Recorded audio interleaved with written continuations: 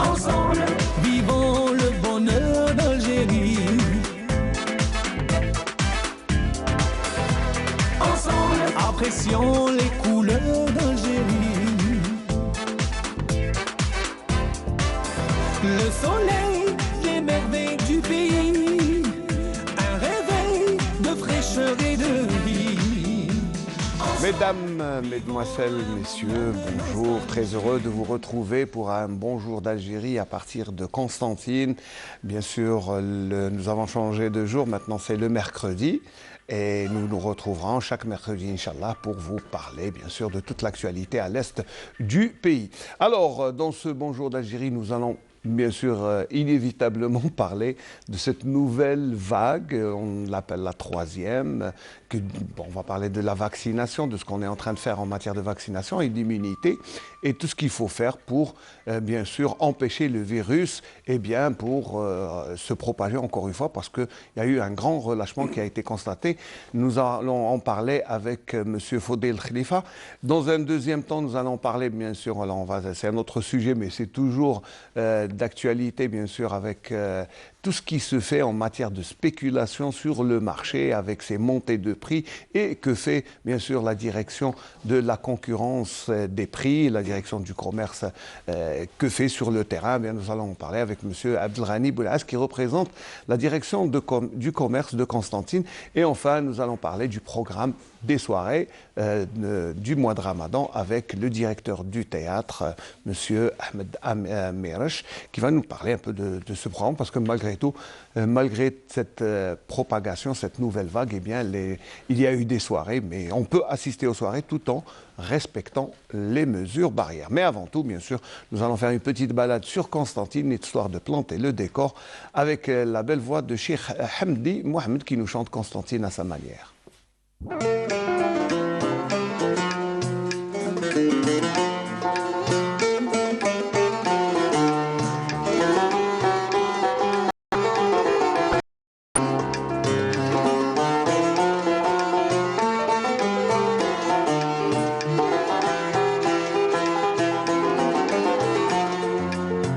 قسمطينة نارها قدا ترى قلبي محير فكرت ايام الصغر توحشت القعدات يا كباب القنطرة عدات عمري المخير الله يرحم حبابنا وجميع اللي مات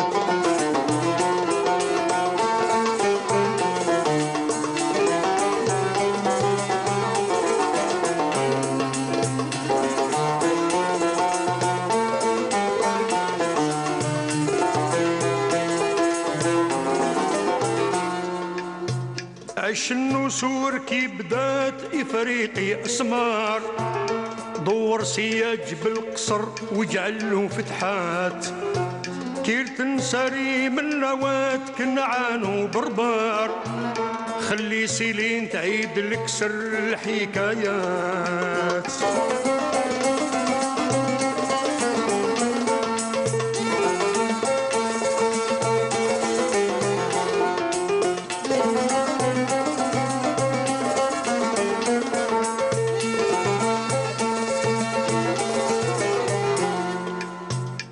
قصرطينا كي برات باباها قدر هاد الربوة العالية فيها ذكريات قال الصراع ميا وفات قرطاج تدمر قال التاريخ قرطة ذقت الويلات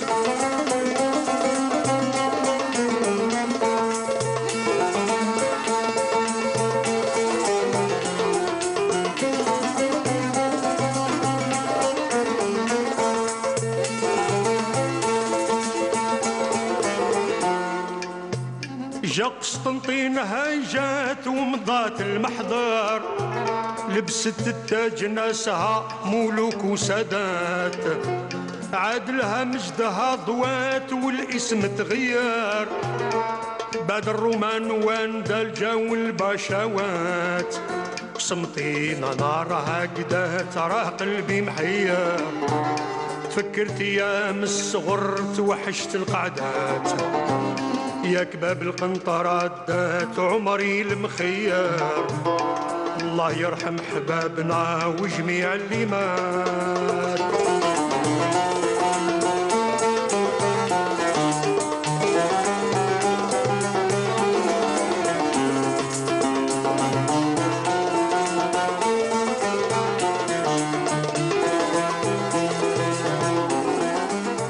Voilà, balade comme balade hebdomadaire bien sûr sur Constantine, nous on ne s'en lasse pas. J'espère que vous aussi parce que c'est de très belles images que l'on montre à chaque fois. Alors il faut dire les femmes merci d'être là d'abord. Bonjour Smaïl, c'est toujours un plaisir. Là, le plaisir il est partagé, même si j'ai un peu peur quand on se retrouve sur un plateau parce que c'est pour parler du virus et de sa propagation. Alors, est-ce qu'on est dans cette troisième vague ? Est-ce que nous sommes dans une situation inquiétante ou est-ce que nous sommes un peu à la limite de notre zone de confort? Écoutez, il y a des indicateurs qui sont présents. Les premiers mois de l'année 2020, on avait constaté qu'il y avait une tendance baissière, stable, donc les chiffres étaient stables. La tendance était baissière puisque nous avions une moyenne de 100 cas par jour. Mais malheureusement, depuis le début du mois d'avril, on constate, à travers le laboratoire, à travers le nombre d'hospitalisations aussi, qu'il y a réellement une tendance haussière.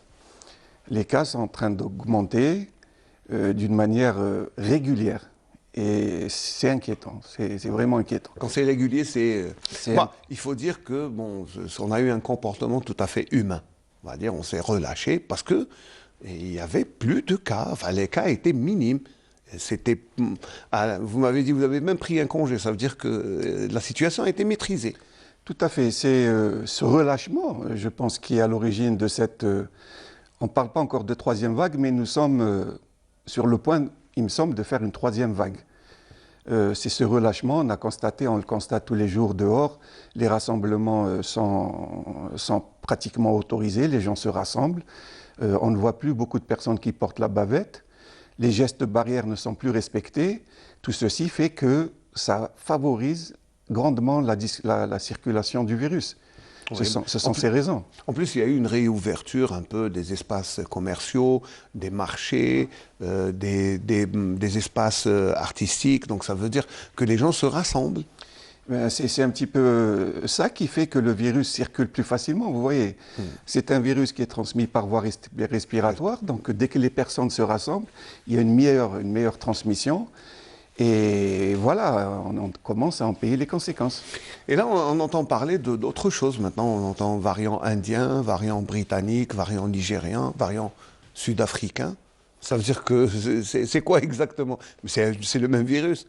En fait, il y a le virus classique. Le virus classique, c'est le virus initial. Il faut savoir que certains virus, beaucoup de virus même, en se multipliant, produisent des erreurs.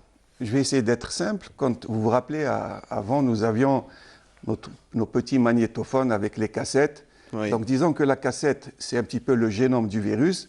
Quand on met une cassette dans une magnétophone, lorsque cette bande est lue, on écoute de la musique.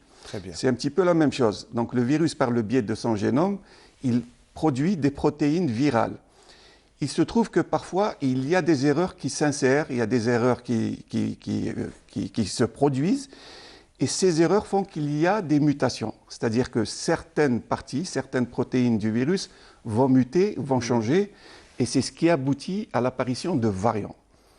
Si ces mutations sont minimes, il n'y a pas beaucoup de conséquences. Mais si ces mutations, surtout si elles sont particulières au niveau de zones sensibles, de protéines sensibles, sont importantes, on peut avoir des variants qui peuvent poser des problèmes, comme c'est le cas actuellement avec le variant indien, où il y a 2 mutations qui font que le virus est beaucoup plus transmissible. Et il y a le variant brésilien qui fait que le virus n'est pas très bien reconnu par le système immunitaire et on peut refaire une infection, 2 infections par ce variant brésilien.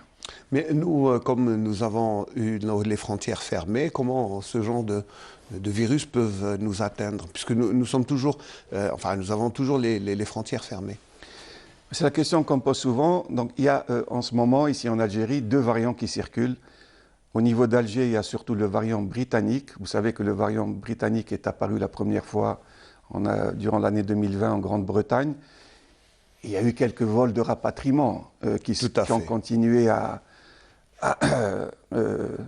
se faire entre l'Europe et l'Algérie. Donc je suppose que c'est par ce biais que le variant britannique est arrivé ici en Algérie, particulièrement dans la région d'Alger. Au niveau de l'Est, nous avons surtout le variant nigérian. Variant nigérian, donc du Nigeria, qui circule. Il est apparu aussi en 2020 pour la première fois au Nigeria et a provoqué une deuxième vague qui a été assez sévère. Par quel biais est arrivé le variant nigérian en Algérie, je ne sais pas. Mais il est là. Il est là. Par quel biais, je ne pourrais vous dire. Mais il est là.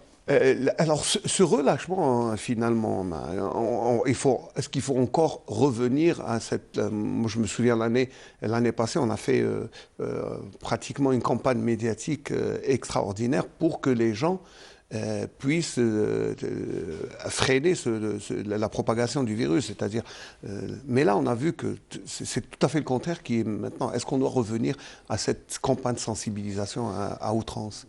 Il n'aurait jamais fallu arrêter cette campagne de sensibilisation. Il n'aurait jamais fallu stopper les mesures barrières.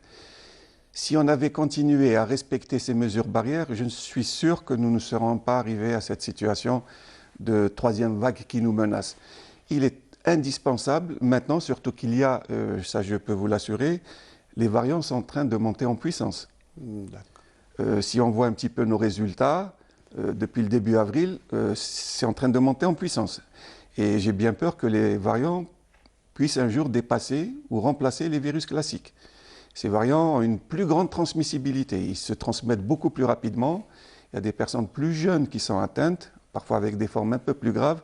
Donc il est indispensable que la population prenne conscience du danger et revienne à des réflexes qui vont leur permettre de se prémunir et prémunir leurs parents, la société. Est-ce que nous sommes condamnés à ne plus se toucher la main et à porter le masque éternellement? Enfin, éternellement non, parce qu'il y a une fin à tout. Cette pandémie va connaître une fin un jour. Mais là, actuellement, pour justement stopper la transmission, il est impératif de reporter le masque et respecter les mesures barrières, c'est-à-dire ne pas se serrer la main. Écoutez, les gens se sont remis à s'embrasser, les accolades, comme si que le virus avait complètement disparu, alors qu'il est toujours là. Il est toujours là. Même s'il y avait des chiffres qui étaient rassurants, le virus continuait à circuler à bas bruit, mais il était toujours là. Et c'est comme si c'est un repli stratégique qui s'est reposé, là il revient. Il était toujours là, il nous menaçait, là il nous menace sérieusement. Alors pour mieux s'en rendre compte, parce que vous savez, les citoyens sont toujours réticents dans ce genre de situation, bien, nous avons quand même un petit reportage à l'hôpital pour voir ce qui se passe. Est-ce que vraiment nous sommes dans une situation, parce que pour les récalcitrants, les gens qui ne croient pas, ils croient que c'est... Beaucoup n'arrivent pas à croire que nous sommes en plein pied encore dans cette pandémie. Bien, aller à l'hôpital, comme je crois que tous les médecins conseillent ça, aller à l'hôpital, c'est ça. Pour voir ce qui se passe réellement, oui. Voilà. Oui. Moi, je vous invite à voir ce qui se passe à l'hôpital avec notre consoeur Selma Khiwani qui s'est rendue au CHU de Constantine.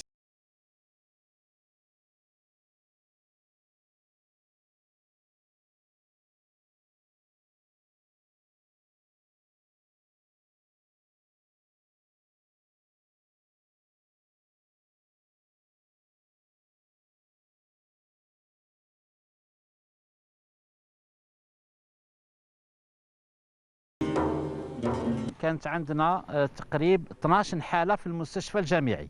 كانوا عندنا حالتين في مصلحة الإنعاش و10 حالات في الأمراض المعدية. منذ دخول سيدنا رمضان إلى اليوم عندنا 35 حالة. من 35 حالة عندنا 12 حالة في مصلحة العناية المركزة، عندنا 20 حالة في الأمراض المعدية، وعندنا 3 حالات اللي كنتوا تشوفوا فيهم، في 4 حالات كنتوا تشوفوا فيهم في مصلحة الفحوصات. وسجلنا وفيات، كانوا عندنا تقريبا حالة وفاة كل أسبوع حالة إلى حالتين كل أسبوع. هالايام نتأسف عادوا عندنا تقريبا الحالات 2 إلى 3 حالات في الأسبوع. حتى الانعاش اللي كان ربما فيه مريض ولا 2، اليوم صبحنا فيه 12 مريض. ولهذا انا نقول باللي الشيء اللي راح ذبحناه راح نوليو نودروه. ولهذا نتكلم مع المواطن، نتكلم مع الناس اللي راهم يسمعوا فيا وربما راهم يشوفوا فيا، انه نوليو الشيء اللي ربحناه نحافظوا عليه. كيفاش نحافظوا عليه؟ نبعدوا على بعضنا متر ونص ولا مترتين، نلبسوا الكمامه هذه. انا نظن نلبس الكمامه خير ما نروح للاكسجين.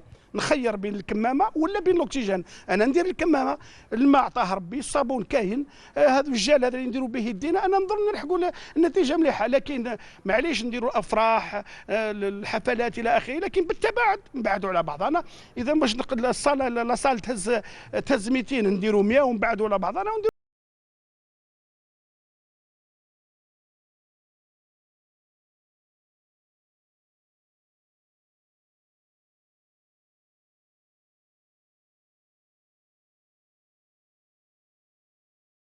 مخزن الأكسجين اللي كنا من قبل نستعملوا القارورة، الحمد لله من 1 نوفمبر إلى يومنا هذا تهدينا من هذا المشكل تاع القارورة، وين عاد الأكسجين يوصل فوق السرير تاع المريض. وباش تعلموا أن كل الدواء نتاع أي مريض دخل الحالة الاستشفائية الدواء تاعو هو الأكسجين. والحمد لله الأكسجين اللي عندنا لنا يوصل حتى 30 لتر في الدقيقة. ولهذا هذه القارورة اللي راكم تشوفوا فيها هي الأساس الأول لشفاء كل المرضى. الحمد لله بالمناسبة عندنا تقريبا 3 إلى 4 مرضى يرتاحوا يوميا.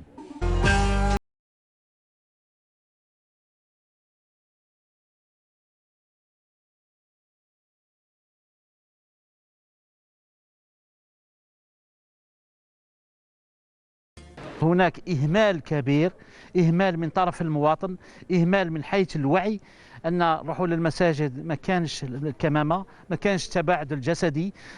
رحنا للجامعات نفس المشكل، رحنا للثانويات، رحنا للحافلات، رحنا للأسواق، لقينا كل التجمعات راهي كاينة. وعلى هذا نتأسف كثير أن رانا ما عندناش ما درناش كل الالتزامات تاع التدابير الوقائية.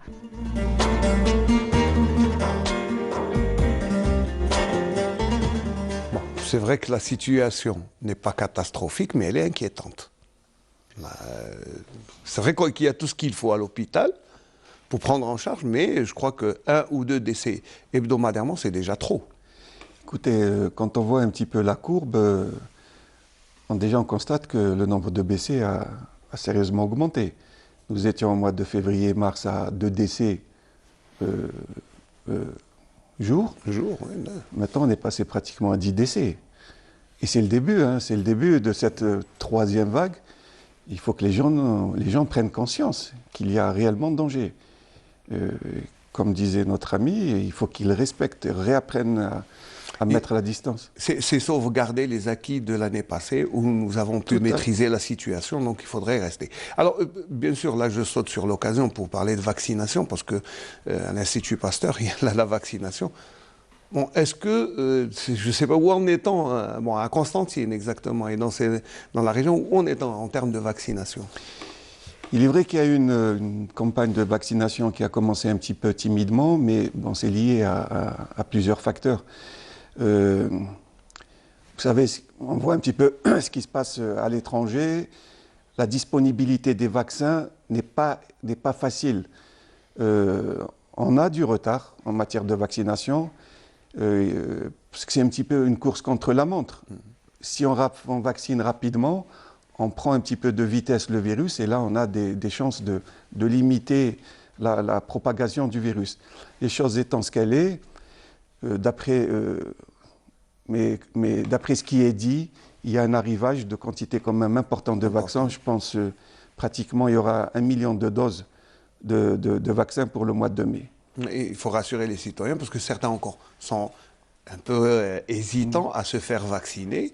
Le vaccin, quand même, a montré ses compétences en matière de lutte contre le virus. Le vaccin est fiable, il faut le dire, parce que certains ne sont pas tout à fait sûrs. Oui, bien sûr que le vaccin est fiable. Je voudrais profiter de l'occasion pour passer un message. Je me suis rendu compte qu'il y avait pas mal de personnes qui avaient contracté la Covid et qui se sont précipitées pour se faire vacciner. ces personnes ne sont pas prioritaires en matière de vaccination. À partir du moment où elles ont contracté le virus, elles ont très probablement développé des anticorps qui vont les protéger, une immunité qui va les protéger quelques mois, disons 6 mois. Il faudrait peut-être laisser la priorité aux personnes âgées qui sont plus fragiles. Vous voyez, fragile, les vaccins ont fait leurs preuves. même si certains, l'AstraZeneca, certains sont réticents, préfèrent le Sputnik qui n'est pas tout à fait disponible comme en quantité suffisante. Moi, je crois que l'idéal... Ça, c'est les échos qu'on a dehors. Hein. Moi, je parle... C'est exactement les mêmes échos que j'ai. Moi, je pense que l'idéal, c'est de se faire vacciner, quel que soit le vaccin. Il faut se protéger. À partir du moment où il y a un vaccin, il faut se donner la chance de se protéger. Ils se valent pratiquement tous. Hein. Ils se valent pratiquement tous, même si on dit que le vaccin chinois est peut-être moins efficace. Le vaccin chinois est un vaccin qui est classique, c'est-à-dire que c'est un virus qui est inactivé, qui est injecté. Moi, à mon avis, il peut donner une meilleure protection, parce que c'est le virus qui est injecté. Alors que les vaccins du type Sputnik, AstraZeneca, Pfizer, Moderna, c'est une protéine. C'est donc une protéine, la protéine S, et ce n'est pas tout le virus qui est injecté. Mais en matière d'efficacité, les études sont là. Ce sont des vaccins qui ont fait leurs preuves. Et même contre les variants. Pour l'instant, ça marche contre les variants. Le seul variant qui pose réellement problème, c'est le variant brésilien. Puisqu'il y a une communauté au Brésil qui avait contracté donc le virus, coronavirus, et qui a été recontaminée. Et donc, à partir du moment où cette communauté a été contaminée, elle a développé des anticorps, si elle a été recontaminée, c'est qu'il y a un problème, c'est que le virus n'a pas été reconnu par l'immunité, par les anticorps, et là, il y a des risques. Le variant brésilien. Mais les variants qui circulent en Algérie, particulièrement britanniques et nigérians, sont le vaccin efficace contre ces variants, heureusement. Mais je pense qu'une fois que l'on va fabriquer localement ce vaccin Sputnik, oui. Bon, on va essayer. Je pense que la communauté ira mieux parce que le vaccin sera disponible. Mais quand est-ce qu'on atteindra à peu près? Est-ce qu'on va aller encore jusqu'au mois de décembre? Je ne peux pas vous donner de chiffres. Hein. L'idéal, c'est d'atteindre une immunité. On parle d'immunité quand à peu près 50-60% de la population a été contaminée. Là, on est plus ou moins tranquille. C'est ce qu'on appelle l'immunité de masse, l'immunité de groupe. Quand est-ce qu'on va en finir avec ce virus et quand est-ce qu'on va vacciner le maximum de personnes, je ne pourrais pas vous dire. Personne ne peut le dire, hein, apparemment, parce que là, nous sommes vraiment dans une situation, on croyait s'être débarrassé de ce virus, mais là, finalement, on est toujours dans cette pandémie. Il faut confronté à cette... c'est pas fini, c'est pas fini, au contraire. Ce n'est pas fini, justement. Et c'est ce que les gens doivent comprendre, ce n'est pas fini. Et on peut se retrouver à l'hôpital au service de réanimation et on peut encore décéder du Covid. Il faut que les gens comprennent. Et avec ces variants, il y a des personnes qui sont de plus en plus jeunes, qui sont... C'est vrai, la nouveauté, c'est qu'il y a même des enfants, enfin des jeunes, des adolescents qui sont touchés. La première fois, il n'y en avait pas, même là. Tout à fait. C'était avec le virus classique, c'était les personnes âgées qui étaient surtout concernées. On n'avait pratiquement pas de jeunes qui étaient contaminés. Même si elles étaient contaminées, ces jeunes personnes ne faisaient pas de forme grave. Mais avec ces variants, on constate, c'est un constat, il y a des personnes de plus en plus jeunes qui font des formes graves. C'est ce que les jeunes doivent comprendre. C'est que même les enfants maintenant sont appelés à mettre des bavettes et à ne plus... oui, ils ne sont pas à l'abri, les enfants ne sont pas à l'abri d'une contamination par ces virus qui circulent en ce moment. Ça, je crois que c'est la nouveauté de cette vague qui peut toucher grands et petits. Tout à fait, tout à fait. Même les bébés. Hein. Même les bébés. Même les bébés, oui. Même les bébés. On constate qu'il y a des formes un petit peu... Ce n'est pas la forme classique du coronavirus qu'on a connue avec les courbatures, la fièvre, les céphalées. C'est des formes un petit peu plus atypiques. Vous voyez ? Parfois, il n'y a pas de fièvre, parfois, il n'y a pas de céphalée, il n'y a parfois pas de courbature, c'est une forme pulmonaire directement. Il y a même des formes myocardiques, c'est-à-dire cardiaques. Donc, les gens doivent prendre conscience de la dangerosité de ce virus. Ça veut dire que maintenant, on n'a plus cet écoulement de nez, cette perte d'odorat. On peut l'avoir, mais on peut ne pas l'avoir aussi. On peut ne pas voir la forme classique. Vous voyez. Alors, ça veut dire que je peux contracter le virus sans avoir l'écoulement de nez. Comment je vais le reconnaître? Je vais avoir directement une insuffisance des respiratoire. difficultés respiratoires, oui. Et là, c'est plus grave. Mais bien sûr, parce que vous perdez du temps. Quand vous êtes arrivé au stade de la difficulté respiratoire, c'est que le virus est propagé dans les poumons, dans l'organisme, et c'est délicat. Alors, d'où la nécessité de revenir vraiment aux gestes barrières, c'est-à-dire le masque, qui devient plus qu'obligatoire, parce que si le virus attaque directement les poumons, je pense que c'est... La distanciation, le masque, ne pas se serrer les mains, ne pas se faire la bise, et surtout ne pas s'embrasser, et surtout se laver les mains en rentrant à la maison. Parce qu'on touche des objets, on touche des poignées de porte sur lesquelles peut-être il y a des virus. Quand on est à l'extérieur, il faut avoir ce réflexe en rentrant à la maison de se laver les mains au savon et se laver le visage, parce qu'on peut avoir discuté avec une personne, on est protégé par le masque, mais on peut avoir des gouttelettes de salive qui se sont déposées sur le visage. Donc, en rentrant à la maison, se laver les mains au savon, se laver le visage au savon et se laver les mains. Il faut retrouver ces réflexes. Et pourtant, nous, on croyait que même cette année, on s'était débarrassé de la grippe, parce qu'on n'a pas vu beaucoup de cas cette année, grâce aux mesures barrières. Eh ben, là aussi, c'est un constat qui est clair. Les maladies respiratoires ont énormément, surtout chez les enfants, diminué cette année par rapport aux mesures barrières qu'on avait instaurées, qu'on avait observées et respectées. Il n'y a pas eu beaucoup de personnes qui ont fait la grippe, alors que la grippe, il faut le savoir, la grippe tue. Le problème des années précédentes, c'était la grippe.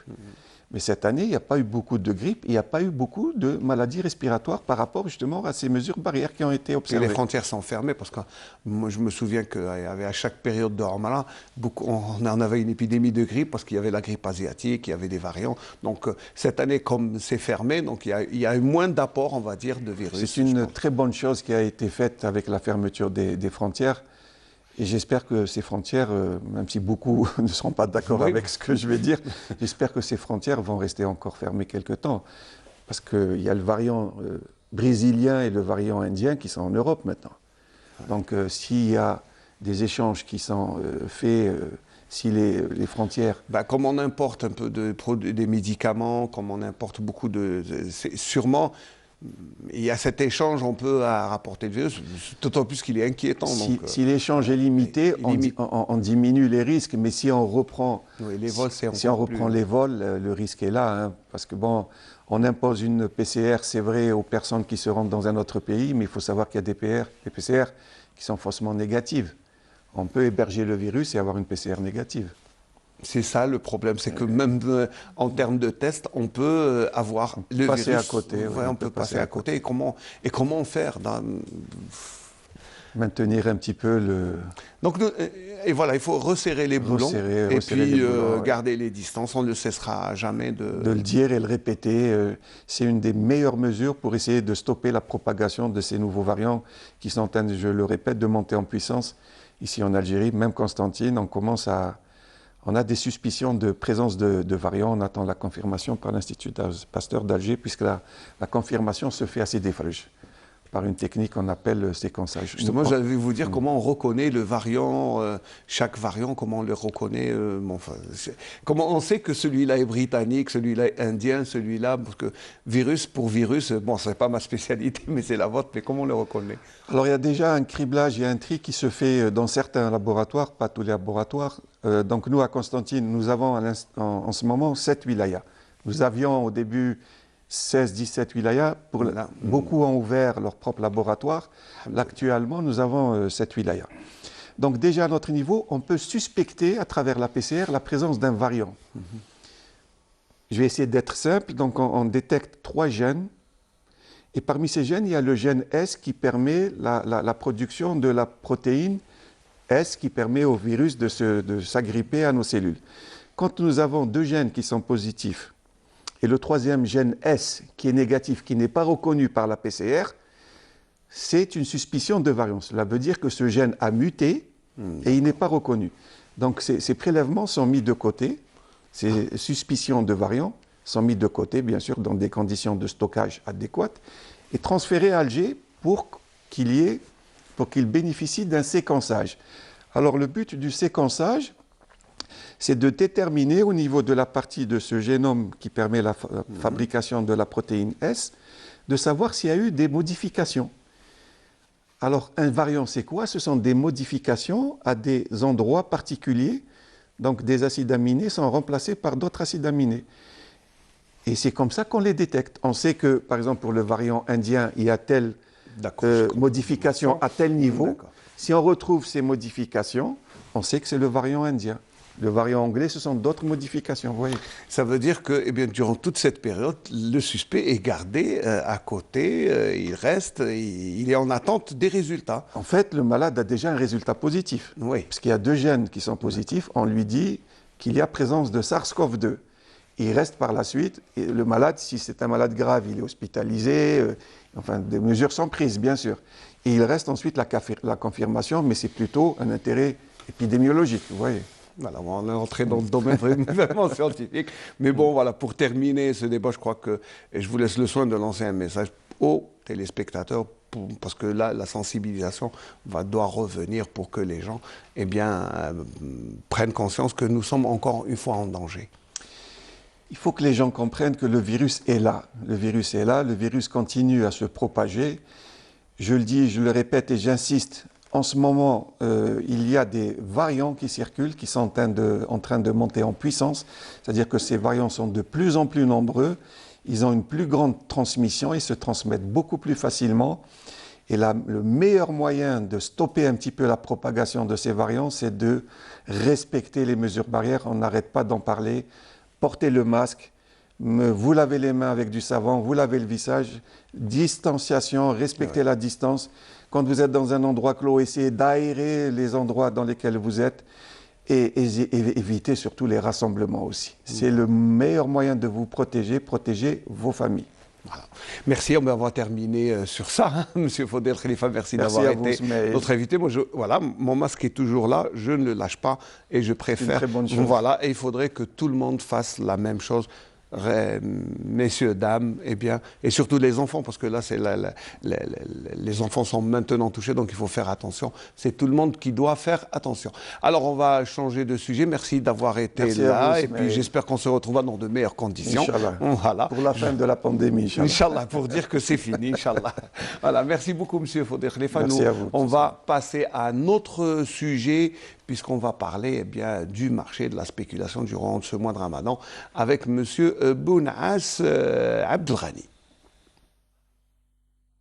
واحد ما يغلطك ابقى في دارك هذا مرض صعيب للموت راه يدي حافظ على عيدك الوقاية سلامتك يا حتى يجي نهار يفرج في ربي واحد ما يغلطك ابقى في دارك هذا وباء صعيب للموت راه يدي حافظ على عيدك بالوقاية سلامتك يا حتى يجي نهار يفرج في ربي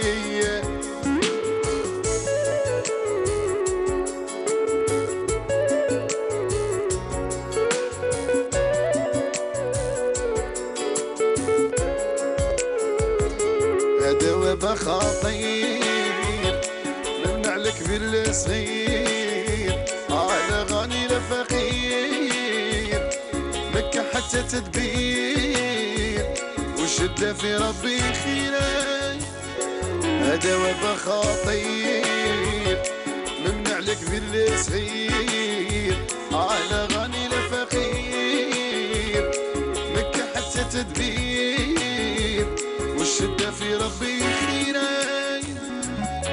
واحد ما يغلطك ابقى في دارك هذا وباء صعيب وللموت راه يدي يا حافظ على عيتك زيد وصي جارك يا حتى يجي نهار يفرج فيه ربي.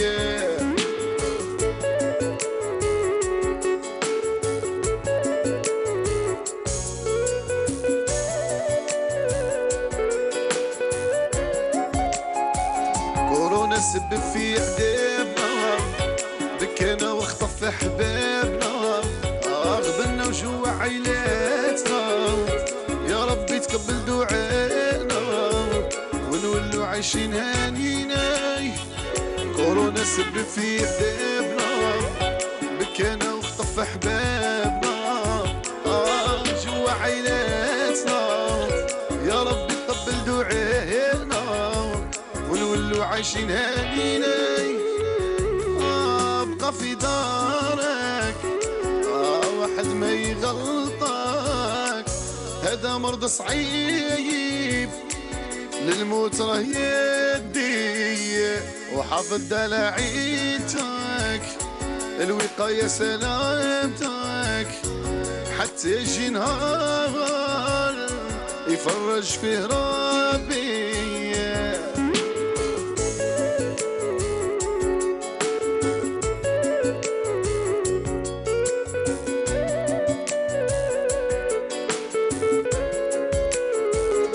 مازال املنا كبير، هذا المرض علينا يسير، اللي قمنا نتعاونوا في التوعية نتضامنوا، كل هالشي يقدر اللي يدينا. مازال املنا كبير، هذا المرض علينا يسير، اللي قلنا نتعاونوا نتكاتفوا نتضامنوا، كل هذا شي يقدر يدينا. ابقى في دارك. Le bonjour d'Algérie tout en couleur avec Coral Peinture. Voilà, donc c'était Cheb Didine avec la chanson de l'année passée qui faisait partie de la campagne de sensibilisation, puisque même les artistes se sont mis à l'œuvre et on fait des chansons justement pour sensibiliser. C'est pour ça que nous avons repris ces chansons. On est en pleine campagne de sensibilisation pour bien sûr endiguer cette troisième vague qui, paraît-il, pourrait être un peu plus dangereuse que les deux précédentes. Donc c'est pour ça qu'il faut faire attention. Et pour parler, d'abord, parce que nous allons changer de sujet, mais nous allons rester bien sûr dans tout ce qui a été fait pour justement les mesures, pour le respect des mesures barrières, mais cette fois-ci dans le domaine du commerce. Monsieur Abdelghani Bounaas, merci d'être là. Vous représentez la direction du commerce de Constantine. Marhaba bik. Merci infiniment pour l'invitation. C'est la moindre des choses parce que, alors d'abord, avant de parler de tout ce qui est marché, parce que nous sommes en plein mois de Ramadan, mais d'abord la Covid et le commerce, c'est l'une de vos préoccupations, puisque vous avez fait plusieurs opérations pour que les gens puissent respecter ces mesures barrières. Quelles sont ces opérations que vous avez faites? D'accord. Concernant les mesures prises par les services du commerce depuis pratiquement l'apparition de la pandémie, donc, il y a des sorties au niveau des commerces, au niveau des marchés, au niveau des centres commerciaux pour sensibiliser en premier lieu les opérateurs intervenant dans ces aires pour respecter les mesures sanitaires édictées par l'autorité sanitaire, d'une part. D'autre part, la répression des contrevenants à la réglementation. Durant la période, pratiquement depuis le début de la pandémie, on a enregistré pratiquement plus de 51 000 interventions. C'est impressionnant, oui, 151 000. Qui se sont soldées par la rédaction et la transmission aux juridictions compétentes de 1720 PV de poursuite judiciaire, avec la proposition de fermeture administrative de 262 locaux. Donc il y a la sensibilisation, mais aussi la répression. Il y a la répression parce que c'est important. Qui ne respectent pas les mesures édictées par l'autorité sanitaire. Cela depuis le début de la pandémie. Durant la semaine dernière, et avec bien sûr la recrudescence des cas de contamination, on a pris l'initiative de relancer de nouveau les opérations de sensibilisation pendant au moins une semaine. Cette opération va continuer davantage en collaboration avec les services coopérants, à savoir les services de sûreté de Wilaya. Il y a des sorties qui se sont déjà effectuées, il y a des sorties qui sont programmées pour ces jours-ci. Pour sensibiliser toujours les intervenants dans les différents secteurs, en particulier les secteurs qui attractent plus qui reçoivent plus de monde, parce que c'est la demande, bien sûr, en particulier cette deuxième quinzaine au niveau des locaux, des commerces d'habillement. C'est surtout des habillements. Chaussures, en plus, le problème qui va se poser, c'est surtout les enfants qui sont interdits d'entrer dans les magasins, mais comme c'est la période des achats des vêtements de l'Aïd, comment ils vont faire? Comment on va faire pour que justement on respecte les mesures barrières tout en faisant les achats? C'est ça l'objectif d'ailleurs de l'opération, c'est sensibiliser les commerçants.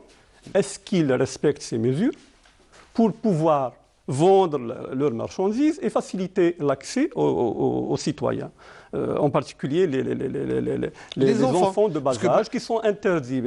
Et surtout qui sont touchés cette fois par les variants du virus. Les enfants sont concernés par le corona. Donc c'est pour ça, quelles mesures vous allez faire? Qu'est-ce que vous allez faire exactement? Donc après la période de sensibilisation, on va passer directement à la répression. Directement à la répression, tout en passant par, bien sûr, le paiement d'amendes pécuniaires et, bien sûr, sans relâche pour ce qui est des opérateurs qui ne respectent pas la réglementation. On va passer même à la proposition de fermeture des locaux commerciaux. Alors vous allez revenir à la charge, on va dire, bien comme vous l'avez fait durant le confinement où il ne fallait pas s'asseoir dans les tables. Mais maintenant, comme les restaurants sont réouverts, les magasins de vente de vêtements, les alimentations et les supers n'ont jamais fermé. Et il y a un monde fou. Il y a un monde fou, surtout en ce mois de Ramadan. Et là, on a vu le relâchement, c'est visible, c'est visible. Oui, le relâchement est visible. C'est ça l'importance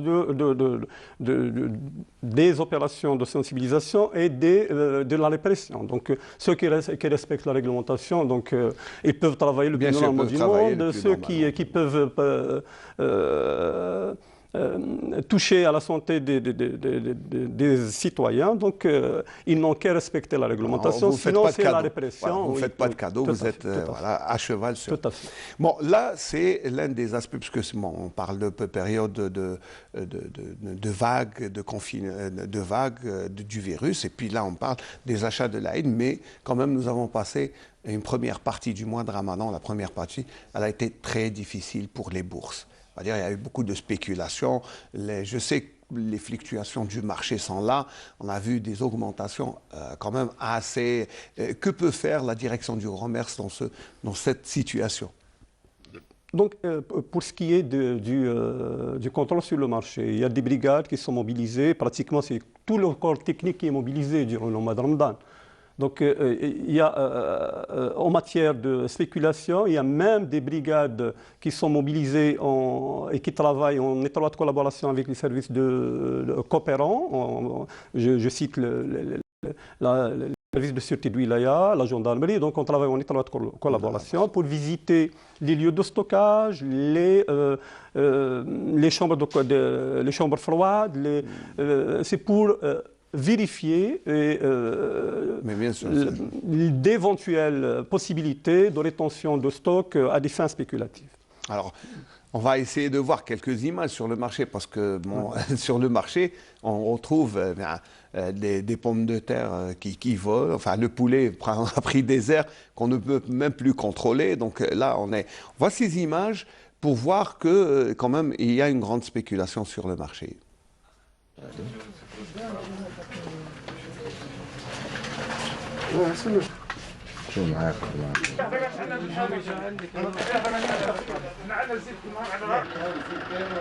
احنا كي مدونا نهار بنهار باللوزين تقدر تقول نبيعوا نهار تقريبا ديمي جورني نبيعوه نهار كامل، وكي يكون نهارين بثلاثه باين مدونا يولي كاين شغل كاين ضغط شويه.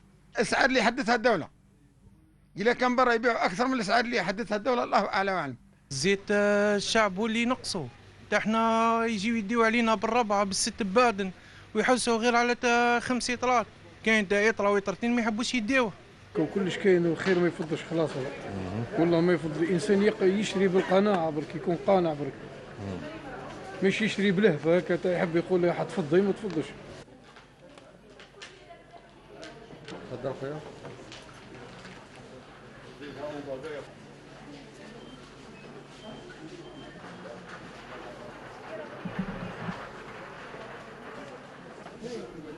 عمل منسق في إطار العمل الرقابي بين مصالح الأمن ومصالح الدرك الوطني لمحاربة كل أنواع من ظاهرة الاحتكار أو الظواهر الأخرى، وفي حالة وجود أي مخالفة سوف يكون هناك تدخل سريع للمصالح للقضاء عليها، لكن أؤكد مرة أخرى على توفر كل المنتوجات على مستوى سوق التجزئة.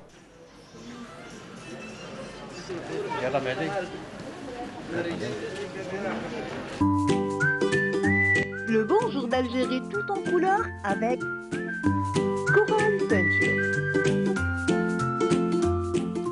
Bon, juste pour la précision, ce reportage a été effectué à Guelma, donc où il y a moins de tension peut-être sur ces produits, mais la tension existe sur justement ce produit qui tient le haut de l'affiche, qui est l'huile. Là, je tiens à préciser une information. Le marché local, le marché de Constantine reçoit quotidiennement des quantités qui peuvent aller jusqu'à 100 000 litres jour. Donc il y a des quantités qui rentrent. Pour ce qui est de la distribution, on a orienté les grossistes à s'approvisionner davantage pour donner une quantité supplémentaire à celle aux 100 000 litres jour, pour donner plus plus d'huile sur le marché, plus de quantité sur le marché. Pour réduire à peu près cette tension sur ce produit, qui est un produit. Certainement, il est très demandé durant cette période, en particulier par les artisans qui fabriquent la zlebia, qui le bourrec. Voilà. C'est vrai qu'on consomme beaucoup plus d'huile durant le mois de Ramadan que durant les autres mois. Oui, tout à fait, mais en parallèle de ce travail de suivi du marché ou de distribution de ce produit ou d'autres produits de base durant le mois de Ramadan, il y a un travail également de sensibilisation des consommateurs et des opérateurs. Pour que, puisqu'il y a une campagne de sensibilisation lancée au début du mois en cours, pratiquement au mois d'avril. Voilà, au mois d'avril, puisqu'il y a un impact sur la santé suite à l'utilisation excessive des huiles. Donc il y a parmi les thématiques sur lesquels on travaille pour sensibiliser les consommateurs, il y a entre autres le gaspillage et l'utilisation excessive des matières grasses dans notre alimentation. Donc il y a un travail de sensibilisation. Oui, mais là, vous savez, la sensibilisation pour le citoyen, voilà, pour utiliser moins d'huile et moins de matières grasses. Mais là, vous savez, durant le mois de Ramadan, les gens ne sont pas très regardants sur... là, ils ont beaucoup plus zlebia, gâteaux, sucre. Donc, mais là, l'essentiel, c'est que la quantité d'huile rentre sur le marché, parce que vous dites que on a une quantité de 100 000 litres jour. Mais après, les déperditions, quand on va chez le magasin, on n'en trouve pas. C'est ça le problème. Le dossier, il est suivi d'une manière régulière. Il y a des brigades qui sont mobilisées sur le terrain pour s'assurer à ce que la quantité qui rentre sur le marché soit distribué spécialement au niveau des grandes surfaces pour faciliter l'accès aux citoyens. Voilà. Mais sinon, si par exemple, certains ont arrêté de vendre ce produit qui leur cause des problèmes. Pour éviter des problèmes, parce que c'est vrai que même le citoyen est appelé à être un peu plus mûr, parce que On a vu, celui qui prenait un bidon d'huile par mois, il en prend 3, 4, on ne sait même pas qu'est-ce qu'il va en faire. Justement, c'est ça qui crée des perturbations dans le circuit de distribution. C'est beaucoup plus ça. La production, il y a la production, d'après les chiffres qu'on entend tous les jours des responsables des unités de production, d'après les chiffres collectés depuis ces opérateurs, d'après les quantités qui rentrent sur le marché de manière régulière. Donc il y a une production, il y a un problème peut-être du côté du consommateur qui peut-être je crois que c'est un double problème. Il y a la rétorsion un peu parce que les gens ont peur que leur stock se vide et les citoyens qui achètent beaucoup plus qu'ils n'en consomment. Je pense que c'est une équation un peu bizarroïde, mais qui fait que là, on est sur un produit qui est sous tension et qui est en crise. Voilà. Oui, mais la situation n'est pas aussi critique. Elle est en train de s'améliorer. On trouve de l'huile, mais enfin, j'espère que. Mais pour les autres produits, parce que votre domaine d'activité est très large, parce que ça va on parlait d'huile, des vêtements, l'électroménager, de la garantie, du service après-vente. Donc, effectivement, donc on intervient. Donc là, je voudrais juste préciser que parmi les missions des services extérieurs du ministère du Commerce, c'est le contrôle des pratiques commerciales, l'observation du marché et également la protection du consommateur et la répression des fraudes, de toutes sortes de fraudes. Voilà. Mais bon, quand vous dites répression, on se demande comment la tomate qui valait 50 dinars avant le mois de Ramadan, qui va qui a triplé le prix, voire même un peu plus, c'est énorme. Comment peut faire votre direction pour empêcher cela, même si on sait que l'économie de marché permet aux commerçants de vendre à n'importe quel prix? Tout à fait. Là, je peux donner quelques chiffres. Il y a un bilan arrêté pratiquement pendant les 2 décades, les 10 jours qui précèdent le mois sacré et les 10 jours du mois. Sur le plan répression des fraudes, on a enregistré plus de 2500 interventions qui se sont soldées par la rédaction et la transmission aux juridictions compétentes de 248 PV de procès-verbaux. La saisie d'une quantité de produits dépassant les 18 tonnes pour une valeur qui dépasse les 7 millions de dinars sur le plan répression des fraudes. Sur le plan pratique commerciale, et là, c'est ce que vous... voilà. Là, on a enregistré durant toujours cette période plus de 2900 interventions avec la rédaction de 390 PV de poursuite judiciaire à l'encontre des contrevenants, avec un montant de défaut de facturation qui s'élève à plus de 6 millions de dinars. Voilà, avec la proposition de fermeture de 3 locaux et voilà. Quand on parle de défaut de facturation, ça touche l'aspect élévation des prix de manière... Bon, là, vous contrôlez bien sûr les achats, l'approvisionnement, vous le contrôlez, vous demandez les factures et tout. Mais quand il n'y a pas de facture, vous fermez, vous faites quoi exactement? Là, c'est ce que je viens de donner, c'est des chiffres, c'est des PV de poursuite judiciaire. Il est en infraction, donc il doit subir...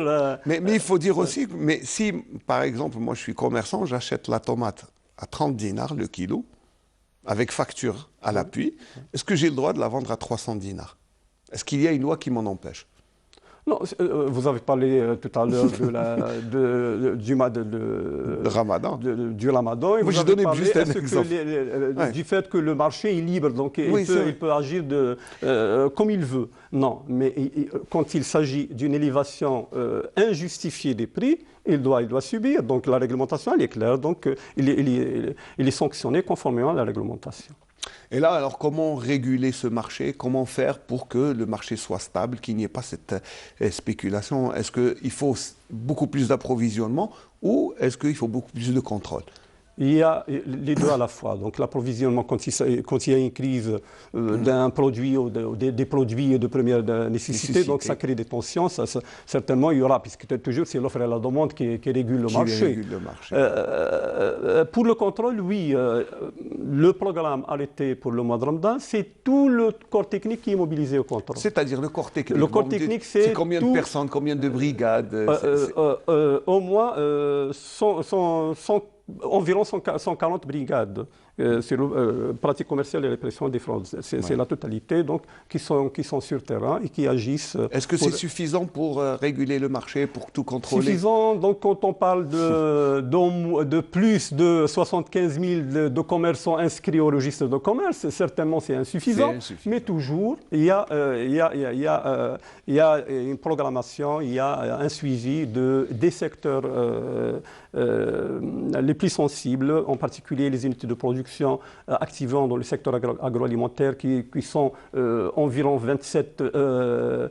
87 unités. Donc ils sont soumis au contrôle périodique durant au moins cette période et jusqu'à la fin de la saison estivale, puisqu'il s'agit de produits alimentaires qui sont sensibles, qui sont vulnérables et qui peuvent provoquer même des problèmes de santé, des intoxications alimentaires. Donc il y a un suivi des unités de production. Il y a un suivi également sur le marché du gros et du détail, sans oublier quelques unités de transformation et des viandes en particulier, les abattoirs, tueries, viande rouge et viande blanche. Là, donc, il y a un programme tracé dans ce sens. Il y a des brigades qui sont affectées au contrôle de ces unités pour réduire le risque alimentaire à la source. Ouais, et surtout, là, on parle aussi, non pas seulement de la disponibilité du produit, mais du côté prix, mais aussi la santé du produit, parce que là, on a eu beaucoup de viande avariée, beaucoup de poulets avariés. Là, c'est juste, il faut juste donner le chiffre pour que ça soit vraiment dans la tête du consommateur. Je donnais tout à l'heure un chiffre qui est de plus de 18 tonnes de saisie. La quantité importante, la plus importante quantité, elle est constituée de viande malheureusement et de viande blanche particulièrement, suite à des opérations opérées en collaboration avec le service de sûreté du Wilaya, qui se sont soldées par des saisies importantes de viande avariée destinée aux consommateurs. La première opération était le 1er avril et par la suite deux autres opérations d'envergure ont été effectuées sur le marché, c'est le marché de la Wilaya, que ce soit au chef-lieu de la Wilaya ou bien au niveau d'autres localités. Voilà, ça veut dire qu'il faut toujours rester vigilant en matière de consommation, puis savoir où acheter. Et puis, juste, alors en une minute, parce qu'on arrive à la fin et on dit que le temps... Mais vous avez ouvert des espaces de vente, je pense, pour aller directement du producteur au consommateur. Tout à fait. Comment ça a marché? Tout à fait. Donc au début, on a proposé ce qui a été proposé en collaboration avec les services concernés, non seulement la direction du commerce, mais également les JCA, les associations de protection des consommateurs, l'artisanat. Donc au début, on a proposé 25 marchés, mais on est arrivé maintenant à ouvrir au moins 16 marchés. Il y a donc qui sont répartis un peu partout. D'une manière aléatoire pour toucher tous les quartiers. Tous les quartiers, toutes les communes, en particulier les communes les plus isolées. Il habite par exemple, il y a 2 marchés qui reçoivent d'une manière vraiment importante des citoyens. Donc, il y a des marchés au niveau de la Nouvelle-Ville. Là où il y a une concentration d'habitation. Là où il y a une concentration d'habitation, ou là où il y a, au niveau des zones les plus isolées, pour répondre aux besoins des consommateurs. Du fait que nous sommes toujours dans le mois sacré, de Ramadan, il reste quand même une deuxième partie. Il reste les 15 jours qui peuvent connaître un flux encore plus grand, encore plus important sur certaines activités. Donc le programme arrêté va toucher spécialement, va axer beaucoup plus sur l'habillement, les chaussures et la pâtisserie. Puisqu'on va faire des gâteaux pour l'Aïd, voilà. Mais on n'en est pas encore là. Voilà. Merci beaucoup, Monsieur Abdelghani Bounaas, d'avoir répondu à notre invitation et d'avoir été là pour nous éclairer un peu sur ce marché qui a des fluctuations. Voilà, j'espère que ça va, ça s'est bien passé. Non, ça va très bien. Ça. Voilà. Il faudra le dire à mon ami Jalil Gattiche et Azouz. Parce qu'il faut leur dire, parce que c'est tout un travail. Puis aussi le directeur, c'est Rachid, qui s'est désisté parce que pour cause de réunion. Voilà, il faut dire que la direction du commerce éveille tant bien que tout à fait, on reste à la disposition. Nous sommes disponibles aussi aux appels des citoyens. Nous avons un numéro vers le 10-20. Le 10-20. Nous avons un numéro fixe, le 031 3x61. C'est un numéro simple, très facile. Donc facile à le tenir. Donc nous sommes au service des citoyens, au service des consommateurs. Voilà, les citoyens qui remarquent une bizarrerie, une fraude, il faut appeler la direction du commerce comme ça pour qu'elle puisse intervenir. Tout à fait. Merci beaucoup. Et à Texaha, je vous souhaite une bonne journée. Et puis, bon, peut-être que je sais, avec le travail, vous n'avez pas le temps d'aller dans les soirées artistiques pour vous divertir un peu. Bon, vous allez vous reposer. Mais nous, on va vous offrir ce qui se passe dans la nuit, les nuits du Ramadan. Et c'est vrai qu'à Constantine, cette année, alhamdoulilah, bon, c'est vrai. Il y a une animation. Oui, il y a une animation qui est très visible. Donc nous avons choisi 2 endroits d'une manière vraiment aléatoire. Mais la semaine prochaine, Inch'Allah, on va essayer de voir d'autres sites où il y a de l'animation. C'est vrai que toutes les communes de la wilaya de Constantine sont touchées. Et c'est une animation particulière, mais il faut toujours rester vigilant. Eh bien, le reportage qui suit est sur, bien sûr, une des animations au centre-ville. Après, nous recevons le directeur du théâtre pour nous parler du programme du mois de Ramadan du théâtre régional Mohamed Tahar Fergani.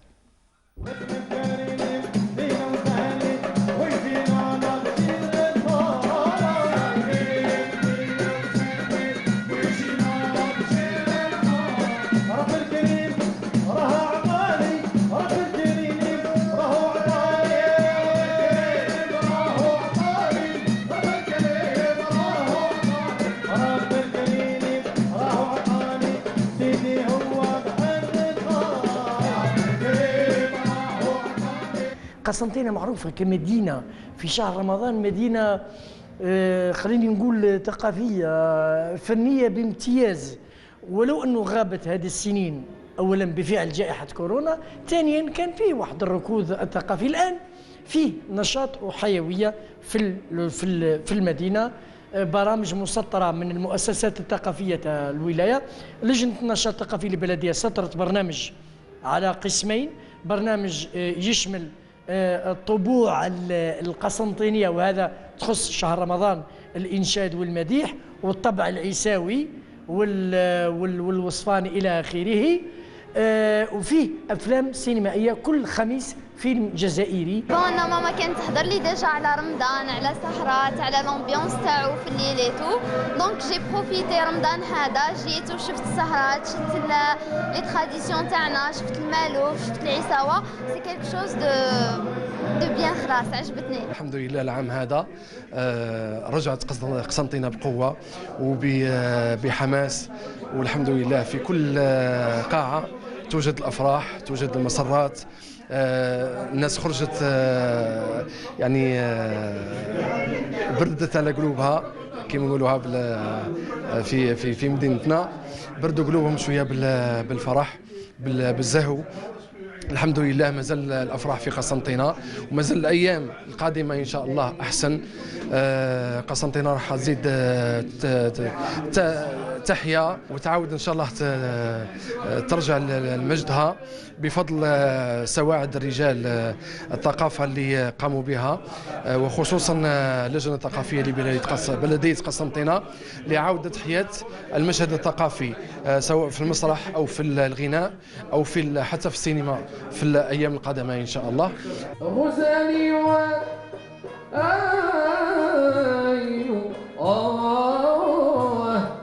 نعطيه البشارة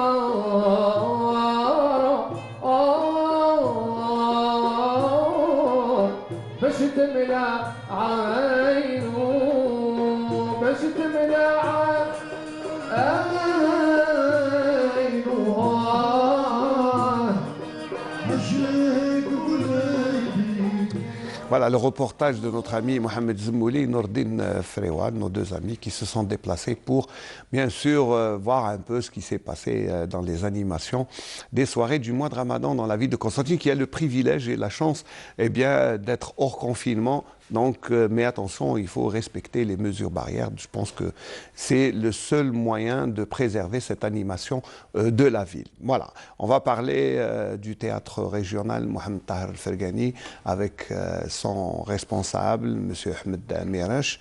Merci d'être là, Sabah al-Khair. Ça va? D'abord et avant tout, une chaleureuse salutation maternelle pour notre téléspectateurs. Et je vous remercie pour l'invitation. Le plaisir est pour nous de recevoir les gens du théâtre. Merci. Nous, on se sent un peu, on fait partie un peu du théâtre pour avoir vécu des années là-bas. Donc, bon, on a vu une animation là, c'est le centre culturel Mbadis, mais il y a aussi la grande salle Ahmed Bey, il y a eu aussi le palais de la culture Melk Haddad, il y a aussi le théâtre. Il faut dire que cette année, alhamdoulilah, il y a une animation dans les soirées. Réellement, cette année, on a profité de cette occasion et comme d'habitude, le théâtre régional de Constantine a tracé un programme riche et varié. Pour cette année, on a tracé deux programmes, un programme interne et un programme externe. Pour le programme interne, c'est un programme dédié à la revitalisation de la ville de Constantine. Et pour le programme externe, on a collaboré avec plusieurs autres théâtres régionaux. Pour amener des pièces Oui, par exemple le théâtre de Tizi Ouzou et le théâtre d'Alger et le Djelfa. Très bien. Donc ça veut dire que vous avez vos productions que vous avez mises sur scène. Bon, avec beaucoup de plaisir, nous avons revu Ersedib qui est remonté sur les planches, la nouvelle version. Pas l'ancienne, donc ça a été programmé, mais aussi on a eu des soirées de Malouf, de Issawa, c'est un patchwork, ça a été quand même assez varié. Exactement. Bon, nous avons programmé plusieurs festivités, une variante entre le théâtre et le show. Pour le théâtre régional, on a commencé par les pièces théâtrales. Comme tu as dit, le réalisateur Ammar Mohsen et le grand star Ansar Hellal. Et aussi, on a programmé une deuxième production, théâtre 100% Constantine. Oui, c'est pièce maquillage réalisée par le metteur en scène Farhad Kameldine. Et j'oublie pas la grande pièce Aramel, qui a reçu 2 prix quand même. Qui a reçu 2 prix au Festival national du théâtre professionnel, avec la grande star aussi Mouni Boualem, et Tarlin Jla et Abbas Yasmine. Voilà, donc c'est tout un programme. Mais ce qui est bien, c'est qu'il y a eu l'accueil du public. Le public est revenu. J'ai vu le théâtre rempli. Oui. Réellement, bon, je tiens à vous dire que le public du théâtre régional de Constantine est un public un peu spécifique. On a toujours un public, on les garde, on essaye toujours de le maintenir. Oui, bien sûr.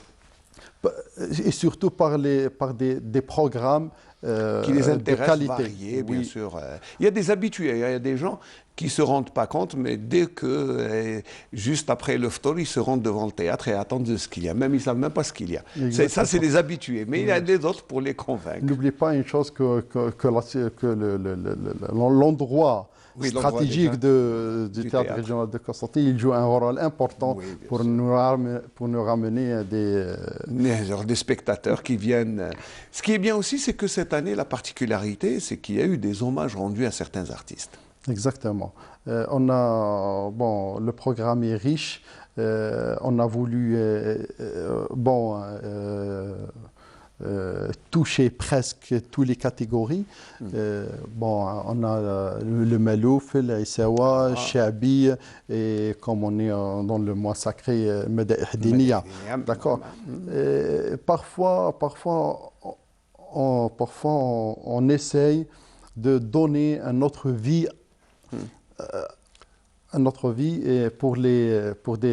Pour ces spectacles. Bon, on a préparé 2 hommages pour le grand... Pour 2 grands artistes, il faut dire, qui nous ont quittés l'année passée. L'année passée, il y a eu le grand artiste, Rabbi Yarhamou, Cheikh Qaddour Darsoni, et aussi Cheikh El-Malouf, Rachid Boukhouet. Bon, malheureusement, on n'était pas présent, enfin d'un point de vue caméra, on n'était pas présent lors de l'hommage rendu à Rachid Boukhouet. C'était un très beau spectacle. Mais nous étions là quand il y avait l'hommage rendu à Cheikh Darsoni. On va juste voir les images, ce qui s'est passé, la famille, les élèves du Cheikh. Voilà l'hommage rendu à Cheikh Darsoni la semaine passée.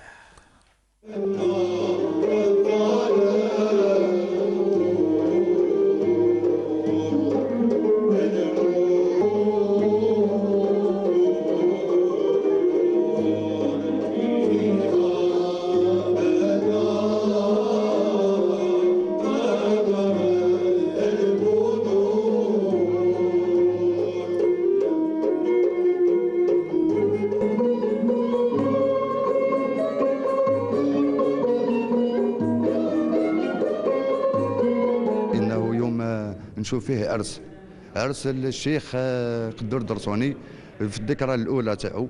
عدو عام بالضبط اليوم اللي 19 افريل، عدو عام بالضبط من اللي رحل عندنا، ورحل عندنا تما يعني شاءت الاقدار انه راحل في عام اللي الماضي هذا اللي عدى علينا تاع كورونا. ارتئيت انه ننظم هذا الحفل له تخليدا له في الذكرى الاولى.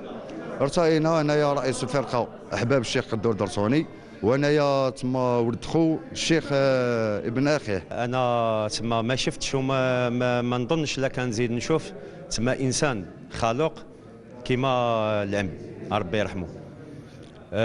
وهذه بشهاده يعني الناس اللي احتكوا به والناس اللي عرفوه، الناس اللي جاوروه، الناس اللي تعلم المشايخ اللي تعلموا معاه. هذه يعني بشهاده الجميع.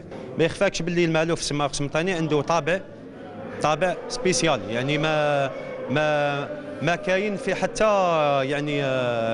حتى يعني مدرسه عنده طابع سبيسيال. هو هذه الحاجه اللي كان حارس عليها انه تما تخدم على الاصل.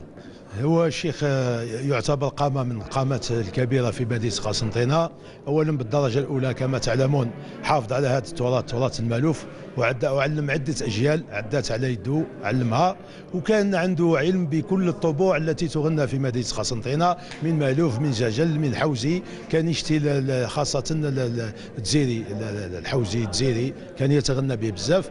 أيضا بالنسبة لنا احنا كعيساوة وكننتمي للفن العيساوي والطريقة العيساوية، كان يشتي المدح تاع عيساوة ويتغنى به. الوصايا التي كان يوصي بها التلاميذ تاعو هي أنهم يحافظوا على هذا التراث هذا، ما يفسدوش ويبقاو يمارسوه كما تعلموه، وقالها الاخر يبقاو محافظين عليه. راهو بسمه وبصمه قيمه وقامه، سي اون ايكون في قسنطينه. دايوغ سي لو سول اللي يكونهم، يعني يكون جيل عظيم، يكون يعني فريمون دي زاكاديميسيان دو فري موزيسيان. ما نقدرش نهضر كلش باسكو نبدا نهضر ما نخلصش عليه. الله يبارك، تربيه، ثقافه، علم، الله يبارك. الحمد لله اللي اونفان راح يكون تكريم يعني بالقيمه تاعو وبالعظمه تاع الانسان هذا، واش مد واش اللي ربك يعني فنانين، واش اعطى الفن قسنطيني والمألوف في الجزائر. انا امنيتي انه يكون نسميو معلم من المعالم تاع الثقافه الان في قسنطينه باسمه. هذا المينيموم.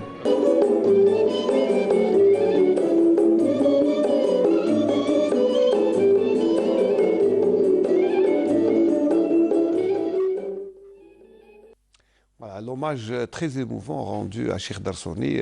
Nous avons spécialement rediffusé ce reportage qui est passé la semaine passée. C'est parce que l'émotion était très forte et puis il y avait beaucoup de monde et c'est bien de rendre hommage à ces chouyours qui en fait. Il y avait un hommage aussi émouvant, c'était l'hommage rendu à Rachid Boukhouit, grand formateur aussi dans le domaine du Malouf. Oui, exactement.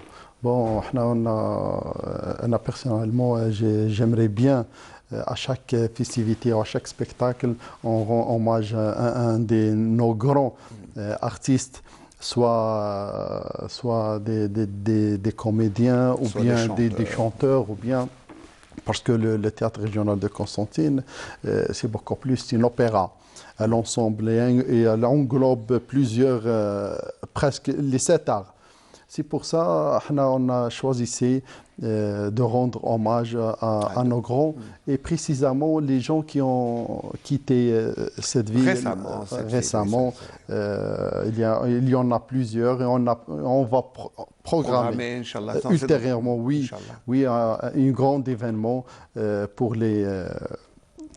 pour rendre hommage à ces gens qui nous ont quittés. C'est bien, c'est que c'est toujours la vocation du théâtre parce que c'est d'abord de ne pas oublier de combattre ces oublis de mémoire parce que c'est important.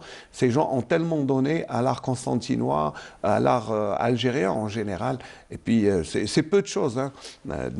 Une petite soirée pour Cheikh Darsoni qui a donné 92 ans de sa vie à l'art, à la formation. C'est peu de choses. Bon, ça c'est un avis, hein, mais ce qui est bien, c'est qu'il y ait déjà un hommage, comme Rachid Boukhouit, qui est un formateur que les gens ne connaissent pas, parce qu'il est dans l'ombre, il a toujours été dans le conservatoire, parce qu'il a toujours formé des jeunes. Et c'est bien qu'un de ses élèves, c'était Amin Bouner, qui lui a rendu hommage. Exactement. Il y a beaucoup plus, ces hommages, c'est pour honorer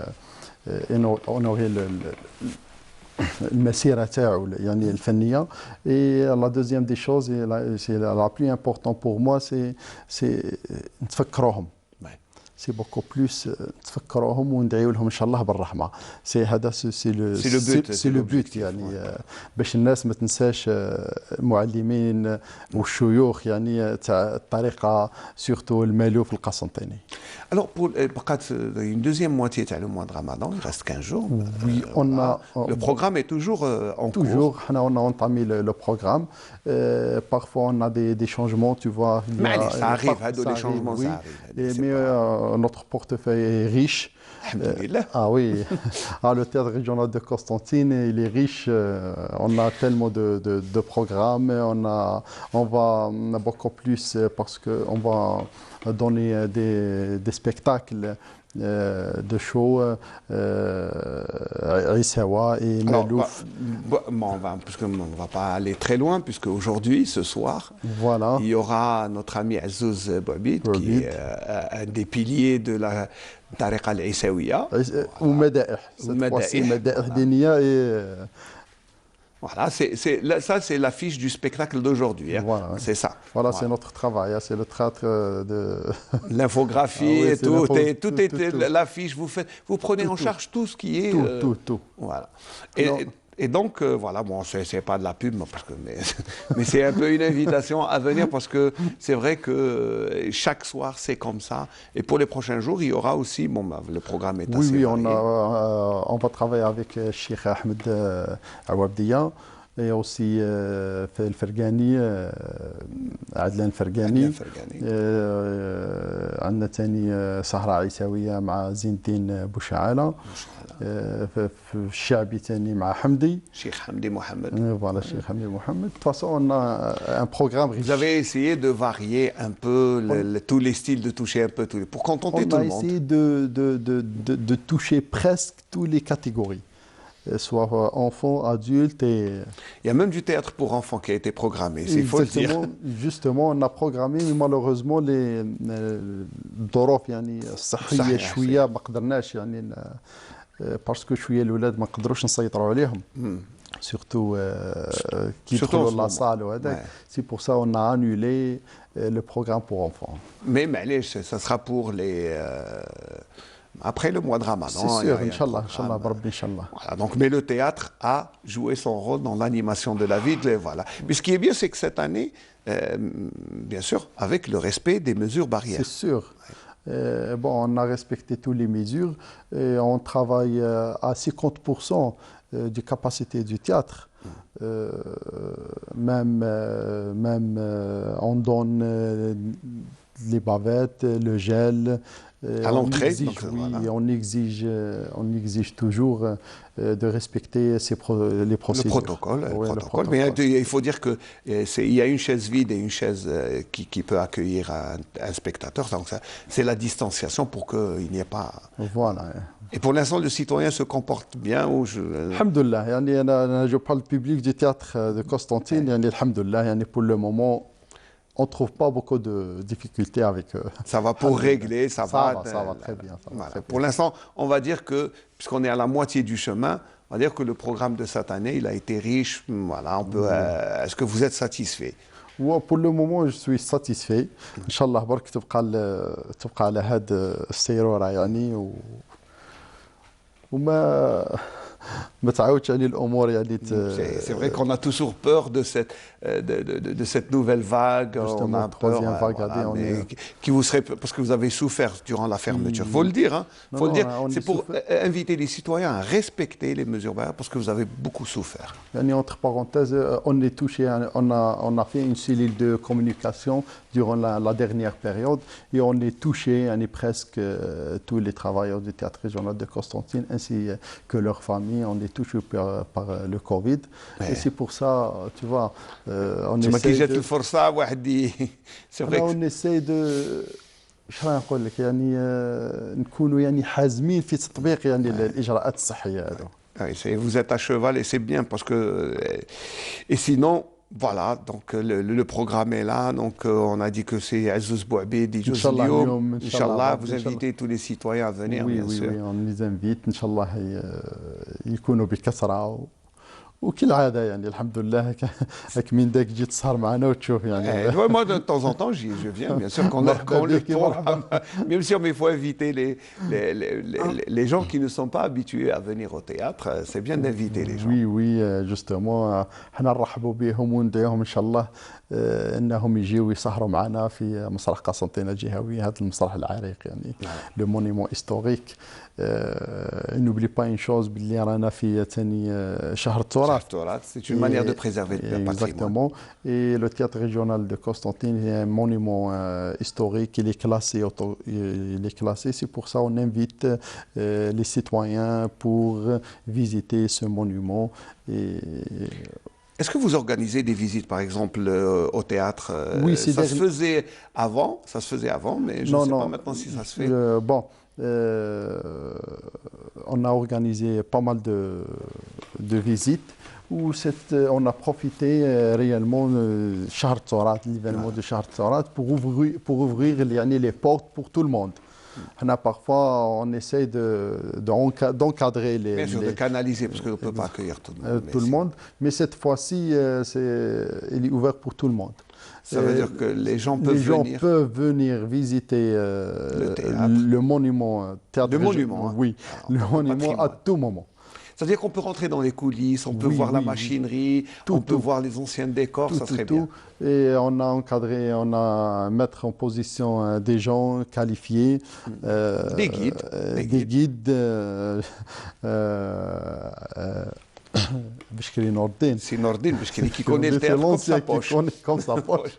Oui, c'est lui qui s'occupe de cette opération et je le remercie. Alors un dernier mot, puisqu'on va se quitter, on arrive à la fin du Bonjour d'Algérie à partir de Constantine. Donc n'oubliez pas, je vous remontre encore une fois l'affiche de cet après-midi, enfin de cette soirée, pardon. Ça sera à partir de 22h, une soirée purement Madaïh Dini avec Cheikh El Aïsawa, Azouz Bouabid. Voilà, qui va donner un spectacle ce soir, mais pour demain, il y aura du théâtre ou Inch'Allah, on a programmé un spectacle pour enfants Bon, malheureusement, vous allez l'annuler et il va être remplacé. Il va se remplacer par un spectacle Malouf, Inch'Allah. Inch'Allah, voilà. Alors pour les gens, bien sûr, le programme est toujours en cours. Moi, je vais enlever mes lunettes. Donc après, il y aura du théâtre. Pour ceux qui ont raté Ars Dib, ça sera le 4 avril. Oui. J'y tiens parce que c'est une très belle pièce du théâtre. Après, il y aura du monologue, il y aura aussi un peu de tout, du Chabi, du Issawa et un peu de Malouf pour terminer le programme ramadanesque du théâtre. Merci. Voilà, merci. Peut-être un dernier mot avant de nous quitter, peut-être. Sahar Ramadankum pour tout le monde. Voilà, un peu fatigué. Il est un peu fatigué parce qu'il s'arrête bzaf au théâtre. Voilà. Merci beaucoup, Monsieur Ahmed Mirache, d'avoir répondu à notre invitation, d'avoir été là. Nous, on vous souhaite bien sûr bonne continuation, puisque le mois du patrimoine est toujours présent. On essaiera de parler peut-être de toucher d'autres patrimoines, parce que le théâtre régional de Constantine fait partie de ce patrimoine, la belle bâtisse. Moi, je vous invite à venir la visiter, parce que c'est un petit opéra où d'abord il y a des choses uniques. Comme l'Arlequin, il est unique en Afrique, il n'y en a qu'un seul et il est à Constantine. Donc voilà, c'est le rideau Arlequin, il faut le voir. Il y a aussi la machinerie, il y a la scène, il y a tout ce qu'il y a à l'intérieur, les coulisses, c'est très beau à voir. Et puis il faut rendre visite, il faut programmer ces petites visites guidées. Et même si vous avez de la chance, on vous montrera même la chandellerie qui est en haut et qui est très rare. Voilà. Et il faut dire que c'est très, ce qu'il y a, c'est spécifique au théâtre régional de Constantine. Ah oui. Il faut inviter les gens à venir. Ah oui, oui. Voilà. J'invite tout le monde à venir visiter ce monument. Et comme tu as dit, on a l'Arlequin et aussi le Grand Lustre, et il est unique. Ouais. Et aussi on a la machine, la première la machinerie est aussi exceptionnelle. Voilà. Oui. Merci M. Ahmed Mirache d'avoir répondu. Je vous dis Sahaf Torkom, bonne fin de journée. Je vous souhaite aussi de passer une agréable journée. Je vous retrouve, Inch'Allah, pour un autre bonjour d'Algérie mercredi prochain. Mais n'oubliez pas, Saharatiana, la soirée, ça sera dimanche à partir de 22h15, toujours en direct sur Canal Algérie. Je vais remercier Nabil Yagoub et toute l'équipe technique qui nous aura permis d'être parmi vous en cette matinée du mois de Ramadan. Sahaf Torkom, bonne journée. Et à très bientôt, à la semaine prochaine, Inch'Allah.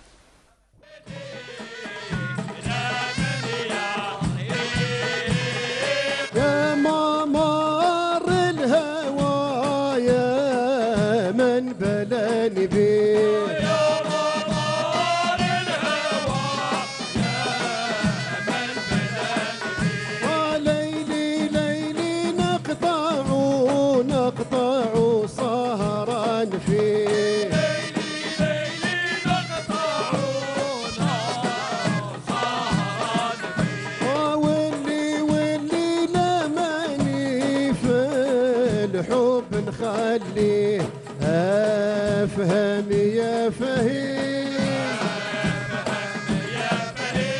في هذه القضية في بحر الهوى لعبت يدي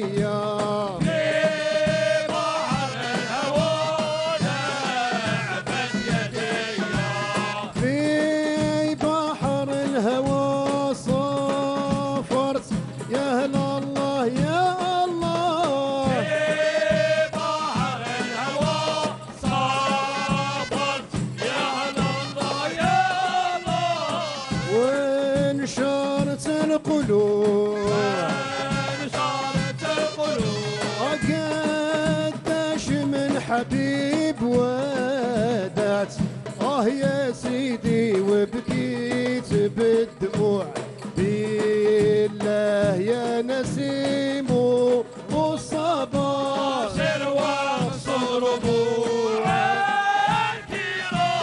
عني قل لهم اهلا مرحبا باهل الوفاء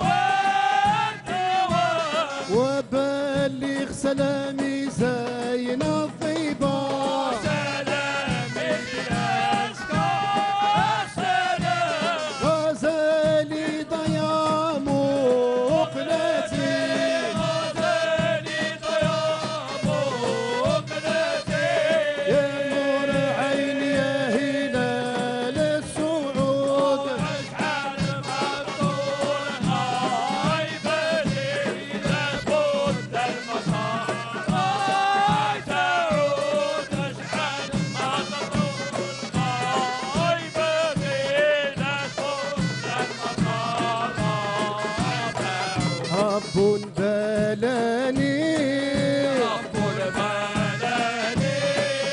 واصبر على حكم القضايا لن يا